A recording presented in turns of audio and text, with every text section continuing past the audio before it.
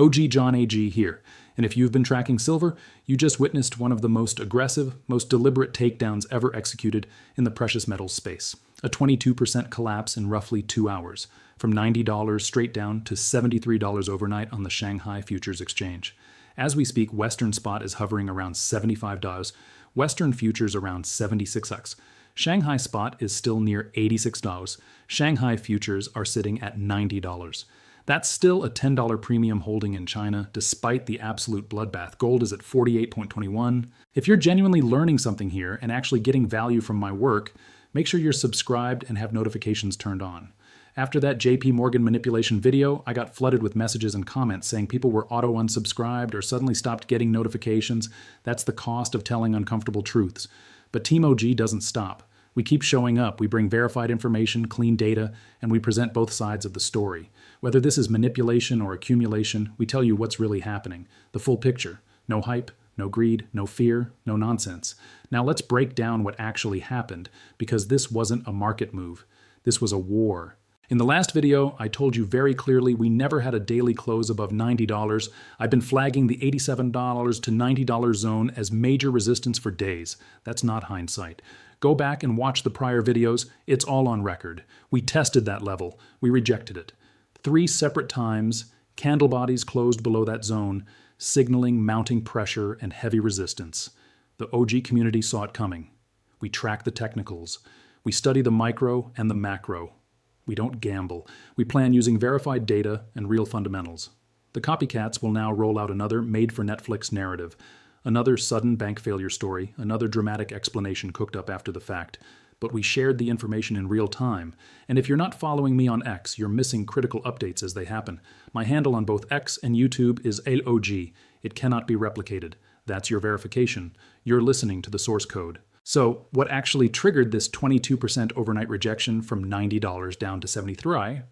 Let me walk you through the sequence because this is where things get genuinely fascinating. On Tuesday alone, 3 million ounces of silver were pulled out of COMEX vaults. That's not a typo. 3 million ounces. Nearly 2 million ounces were withdrawn from Asahi. Over 900,000 ounces came out of HSBC. Another 282,000 ounces were removed from JP Morgan. Meanwhile, 2.5 million ounces were adjusted into Loomis registered. Total COMEX silver inventory dropped to roughly 400 million ounces. That's a single-day drain we haven't seen in years. Physical metal is leaving the system. Now here's the contradiction that should make everyone watching this sit up and pay attention. While 3 million ounces are being yanked from COMEX, more than 600 additional silver futures contracts issued delivery notices in just the first 4 days of February. Every single one accepted for physical delivery. That's over 3,500 contracts in 4 days, 17.5 million ounces. Under normal conditions, only 1 to 3% of contracts settle physically. Right now, it's 100% physical settlement. You can't build AI data centers with paper silver. You can't manufacture missiles with paper contracts. The world needs real metal. Now contrast that physical tightness with what happened overnight on the Shanghai Futures Exchange. And I'm choosing my words carefully here. This is one of the most astonishing events I've ever seen in Asian commodity market history. In a single morning session, 1.44 million contracts traded on the April 2026 silver futures alone. That's the paper equivalent of roughly 674 million ounces. Across all contracts that morning, 1.34 billion ounces changed hands. Nearly double the annual global silver mine supply traded in one morning. Let that sink in. This wasn't retail panic. This was a coordinated, systematic short-selling assault designed to deliberately smash the Chinese silver market. But here's what didn't happen. Prices did not collapse relative to COMEX and LBMA. Silver held a significant premium. Backwardation remained intact. The paper games didn't change the fundamentals at all. Then we started seeing dislocation signals that even veteran risk managers are calling unfamiliar. Spot price dropped to $9. London spot flipped into backwardation versus COMEX. The EFP, exchange for physical, is signaling tightness in London even as leverage unwinds elsewhere. Regional divergence is screaming at us. London is currently the best bid. China and the US are aggressively deleveraging. What does that tell you? We're in a broad global deleveraging cycle where futures are being dumped while physical metal is being absorbed. The metal leaving the US and China is largely tied to speculative selling. Flows into London appear driven by genuine physical demand. That imbalance explains the strange spread behavior we're seeing. Now let me be very clear. This does not mean an immediate price rebound is guaranteed. What it does mean is that the system is under stress. A leverage-driven structure is cracking. The The deeper dynamic here looks like a breakdown of the neoclassical, financialized market model, with behavior reverting back towards spot market fundamentals. The invisible hand is no longer invisible. It's been replaced by very visible state action, regional policy decisions, taxation, price floors, and outright government intervention. These are no longer theoretical ideas. The Shanghai Futures Exchange just announced new precious metals margin requirements starting Monday. Daily price limits on silver futures adjusted to plus or minus 20%. Margin requirements for hedging positions raised to as high as 21%. General positions up to 22%. They're tightening conditions because the system is under pressure. And this is where things get really interesting. I want you to connect these dots with me. Imagine you're short silver at $70. Then a government steps in and establishes a price floor at $80. What happens next? You're instantly underwater. Not because of volatility, but because of policy. There is no pullback. There is no dip to cover. Trading below $80 is no longer permitted. Your loss is locked in. $10 per ounce. $50,000 per COMEX contract. Margins increase, liquidity evaporates, and you face either a margin call or forced liquidation. Now here's the part that should terrify anyone playing the paper short game. If physical silver is tight and delivery is demanded, your paper short becomes a physical obligation. No metal? You pay whatever price is required, or you cash settle with penalties. This is not a typical short squeeze. This is a state-backed repricing. A price floor doesn't protect shorts. It wipes them out. You can short paper, you cannot short a floor. The moment a floor is imposed, the old silver market ceases to exist. Could that floor be set below $80? Sure. But if it's set too low, metal disappears. Miners stop investing. Refiners slow production. Physical supply dries up. Then the state either quietly raises the floor, buys metal directly, or subsidizes the difference. A low floor only delays the inevitable. The real floor isn't a number. It's the price at which silver simply refuses to sell. Meanwhile, CNBC anchors are laughing at silver investors because silver briefly traded above $120 and is now around $79. What they conveniently ignore is that silver investors are still up roughly 150% over the past year. Bitcoin? Down 26% over the same period and even further below its highs after wiping out its entire post-election rally. Yet nobody mocks Bitcoin holders with the same enthusiasm. Funny how that works. Now let's talk honestly about resistance and bearish factors, because balance matters. This deleveraging is real. Speculative positions are being flushed out.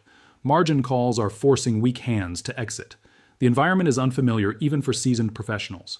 Markets are throwing conflicting signals because events are unfolding in stages. True clarity won't arrive until the deleveraging process finishes and the dust settles. If we close below the 73.74 zone on a daily candle, not a prediction, just a technical threshold, then $70 or lower becomes a realistic short-term scenario. That's on the table. But here's the key point. None of that changes the structural deficit. None of it changes the fact that 100% of COMEX contracts are settling physically. None of it changes the 3 million ounces drained in a single day. None of it changes Shanghai maintaining a $10 premium after the crash. None of it changes that the LBMA benchmark snapshot has already been taken. Chinese shorts may now be trapped. JP Morgan likely closed billions in short exposure near the lows. Physical demand is accelerating. The state of Wyoming just began purchasing physical gold and selected a private vault instead of JP Morgan. That's not rumor. That's official. Institutions are waking up to the reality that the traditional 60-40 portfolio, 60% equities, 40% bonds, is broken in this environment. U.S. 10-year bonds are down roughly 50% since 2020. Gold is up threefold. Current U.S. gold allocation in portfolios, around 1.4% to 4%. Think about what happens to gold and silver if even a fraction of that bond allocation rotates into metals. Silver moves alongside gold, but with industrial demand layered on top. UBS just stated they believe both gold and silver can move significantly higher in 2026. Pullbacks this violent during a secular bull market usually mark the beginning of the next leg higher, not the end. Institutional conviction hasn't disappeared. If anything, these artificially suppressed prices are laying the groundwork for an even stronger bull market by increasing real physical demand as supply tightens. JP Morgan was fined nearly $1 billion for manipulating precious metals markets. They paid it and kept going. Of course, the markets are rigged. That's exactly why you take self-custody and get out of paper. In just 90 minutes, silver was systematically crushed. Anyone still using heavy leverage on COMEX or trusting paper contracts and silver ETFs needs a serious wake-up call. These instruments are designed to extract retail capital, not protect it. Forced liquidations funnel real wealth to the same entities every single time. JP Morgan, State Street, BlackRock via CME, the owner of COMEX. Same playbook, same ending. Paper silver and physical silver are at war. Paper shorts pushed prices down 22% in 2 hours, while the physical market continues to be drained day after day. The clearest signal is coming from COMEX settlement behavior. This is the disconnect. This is the pressure point. Let me simplify what's happening. Jesse Livermore wrote that the market will do whatever it takes to prove the maximum number of people wrong. This crash just eliminated everyone who was over-leveraged, everyone who chased the breakout at $90 with no plan, everyone trading emotion instead of structure. Strong hands are accumulating physical at these levels. Weak hands were margin called into oblivion. So where do we go from here? I'm watching 3 things. First, can we hold 73.74 as daily support? If that level breaks decisively, $70 or lower is in play short term. Second, does the Shanghai premium expand or contract? If it widens, that confirms physical demand is overpowering paper selling. Third, do COMEX registered inventories keep bleeding? Because if delivery demand remains at 100% and inventory keeps falling, the squeeze becomes mathematical, not theoretical. I want to hear from you in the comments. Are you expecting $70 or lower, or do we bounce here? This is not financial advice. I want to know what you're seeing in your own analysis. 3 key takeaways. 1. This was a leverage unwind, not a fundamental collapse. Physical demand remains strong. 2. Regional divergence is creating both opportunity and extreme volatility. Plan accordingly. 3. The paper market structure is under stress in ways we've never seen before. State intervention, price floors, margin hikes, these are not normal conditions. Do your own due diligence. I will never ask for your money. I will never pitch investments, paid signals, or funds. Protect your capital. Stay far away from scams using my name. If this brought value, share it with one person who needs unfiltered truth instead of hype. The unresolved tension remains. We are watching a system transition in real time, from paper-driven price discovery to physical-driven price discovery. How long that transition takes, how violent it becomes, and where the true floor ultimately settles is still being written, but the direction is clear. Invest with logic, not hype. OG out and about.